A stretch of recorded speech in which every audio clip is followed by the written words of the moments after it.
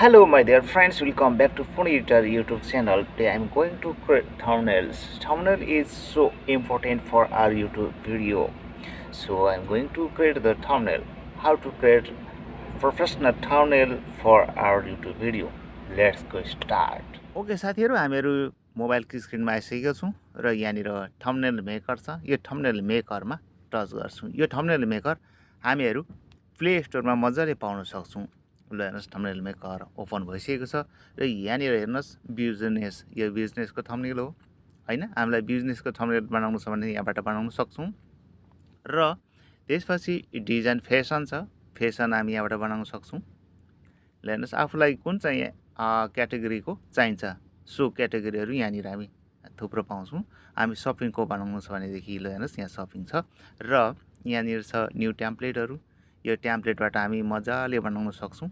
ल हेर्नुस् एजुकेसन छ, किटको छ, फेसनको छ हैन। धेरै किसिमको छ। ल हेर्नुस् यस्तो किसिमकोहरु छ। अब हामी जस्तै ब्लगको बनाउँ हामी है। यहाँ ब्लगको हामी चुज गरौँ। ल हेर्नु होला मैले यहाँ ब्लग चुज गरे।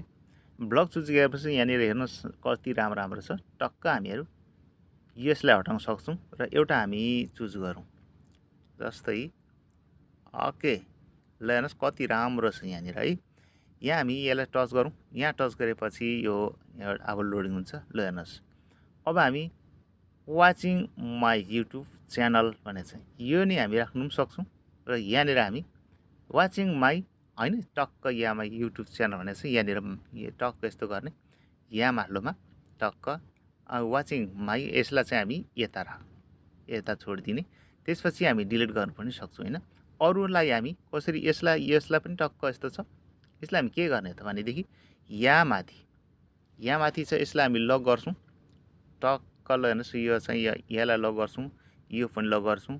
त्यसपछि यो लक गर्छौं अनि यो पनि छ यसलाई पनि लक गरौँ। लक गरेर हामी डन गरौँ। अब यो हलिँदैन। त्यसपछि हामी माई च्यानल भने छ यो माई च्यानललाई हामी डिलिट गर्दियौं। ओके त्यसपछि हामी यहाँनिर टक्क यहाँनिर टेक्स्ट भने छ टेक्स्टमा वाचिङ अनि त्यसपछि यहाँनिर एडमा हामी लेख्छौं वाचिङ माई माई भिडियो पनि लेख्न सक्छौं। ल ओके ठुलो साइजमा लेखौं। वाचिङ माई भिडियो ल टक्क हामी एड गर्छौं। एड गरेर यहाँ आइसकेको छ यत्रो ठुलोमा हैन। यसलाई हामी सानो साइज यसरी बनाउन सक्छौं। ल हेर्नुस् टक्क यहाँ राख्दिने। यहाँबाट हामी सानो साइज बनाउँछौं।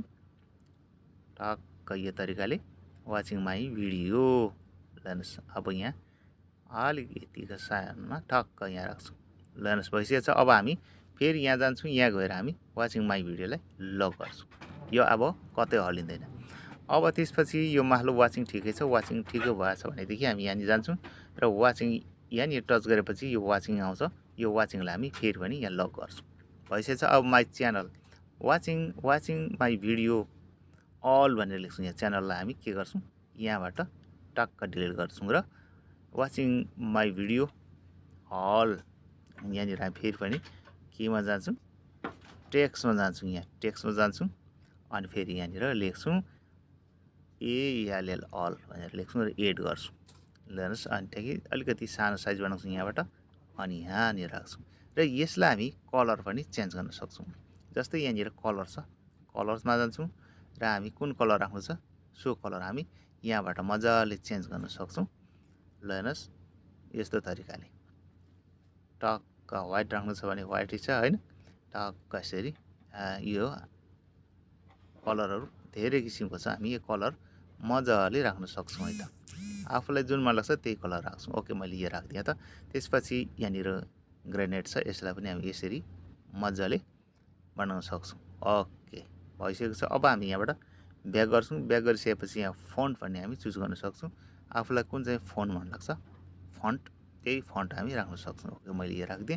त्यसपछि ओके भइसकेको छ। अब हामी यसलाई अलिकति ठुलो साइज छ यसलाई सानो साइज बनाउनको लागि टक्क यहाँ यतिकोमा राख्छौं टक्क गर्छौं। भइसकेको छ। यसलाई पनि हामी यहाँ टच गरेर फेरि पनि हामी EMI यो छ अल छ यसलाई हामी टच गर्छौं। अब यो कुनै पनि भाग्दैन। ल हेर्नुस् भइसकेको छ। वाचिङ अल माईलाई हामी अलिकति ठुलो साइज बनाउनको लागि यहाँबाट राख्छौँ। फेरि पनि हामी यहाँ टच गर्छौँ, यहाँ टच गरेर यस्तो गरी यति सानो यति बनाएर टक्क यहाँ राख्छौँ। ओके भइसकेको छ। अब हामी फेरि यसलाई लक गर्छौँ। अब अलको साउन्ड चाहिँ हाम्रो अलिकति योनिर कलर भएको छैन, यो कलरलाई हामी चेन्ज गरौँ। ओके कलर चेन्ज गर्नुको लागि हामी यहाँ जान्छौँ। त्यसपछि कलर,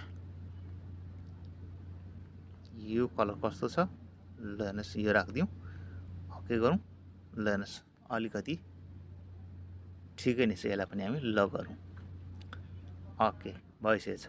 अब हामी आफ्नो फोटो यहाँनिर राख्नुको लागि हामी के गर्छौँ, फेरि पनि यहाँ जान्छौँ।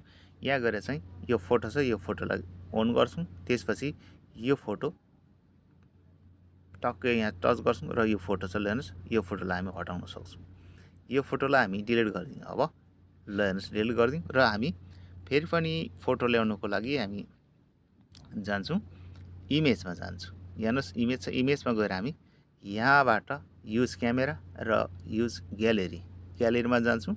ग्यालेरीमा गइसकेपछि यहाँनिर दुईवटा अप्सन आइसकेको छ। यो दुईवटा अप्सनमा एउटा अप्सन हामी टच गर्छौँ। टक्क ल हेर्नुहोस् फोटोमा टच गरौँ।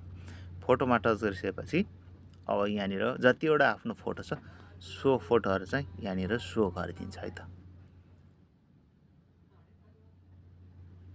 ल हेर्नुहोस् आइसकेको छ। ओके म्याजिक इरेजरमा टच गरौँ। म्याजिक इरेजमा टच गरेपछि आफूले इरेज गरेको फोटोहरू चाहिँ सबै आउँछ। ओके मैले यसलाई टच गरेँ। यहाँ टच गरेपछि ल हेर्नुहोस् हामी डन गर्छौँ। डन गरेर यो पिक्चरलाई चाहिँ हामी टक्क कुन साइजमा राख्छौँ, टक्क यति साइजमा राख्छौँ। ल हेर्नुहोस् यो पनि भइसकेको छ है त। अब यसलाई हामी यहाँ टच गर्छौँ र यहाँ लक गर्छौँ। ओके भइसकेको छ। अब हाम्रो एकदम राम्रो वाचिङ माई भिडियो अल, ल हेर्नुहोस् प्रोफेसनल युट्युब च्यानलको थम्बनेल भइसकेको छ। अब हामी यहाँनिर टच गर्छौँ। यहाँ टच गरेर यो वेटिङ प्लिज, ल हेर्नुहोस् यो भइसकेको छ। सेयर यो इमेज भनेको छ, भइसकेको छ। अब हामी यहाँबाट ब्याक गरेर इमेजमा जान्छौँ। यो आएको छ छैन। ओके त्यसपछि प्रोफाइलमा टच गर्छौँ। त्यसपछि यहाँनिर थम्बनेल डिजाइन छ, थम्बनेल डिजाइनमा टच गर्छौँ। ल हेर्नुहोस् थम्बनेल डिजाइन मैले कतिवटा बनाएको छु। यहाँनिर यो चाहिँ हामीले अहिले बनाएको फर्स्टमा आइरहेछ। यसलाई हामी टच गर्छौँ र फोटोमा जान्छौँ। फोटोमा टच गरेपछि टक्क ओपन हुन्छ। ल हेर्नुहोस् यति राम्रो भइसकेको छ। हाम्रो एउटा थम्बनेल बनियो, वाचिङ माई भिडियो अल भनेर। यस्तो किसिमको हामी थम्बनेल मजाले बनाउन सक्छौँ। Okay thank you, bye bye, take care. फेरि अर्को भिडियोमा भेटौँला।